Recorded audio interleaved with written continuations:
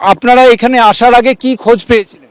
খোঁজ পেয়েছি 12টার সময় একজন গেছে, ছিঁড়ে বেরিয়ে গেছে, একটু ঝলসে গেছে, যে বলছে যে শুধু ধোঁয়া আর আগুন, কিছু বলতে পারছে না, সেন্সিটিভ হয়ে যাচ্ছে শুধু। সেই জন্যে আমরা এসেছি। এসে কি দেখলেন? এসে দেখছি যে জল দিচ্ছে।